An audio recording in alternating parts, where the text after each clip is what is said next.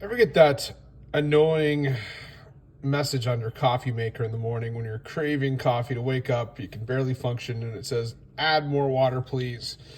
So you have to go take your reservoir off and go and fill it up.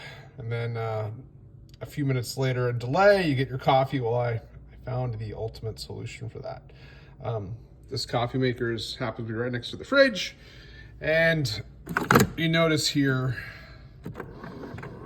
I can fill it up, hit the go to the side here.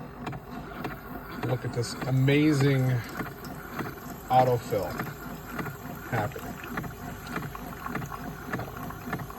So the way this is happening is it only costs about $9. There is a little kit you can get. We just got it off of Amazon. It's like $8-10. And you're going to have to retrofit your coffee maker to get it in, but it's fairly simple. It took me about 20 minutes. And it's always going to stay full. And I was able to, since it's right next to the refrigerator, tap into the line that feeds the fridge water and just bring it into here. So there you go.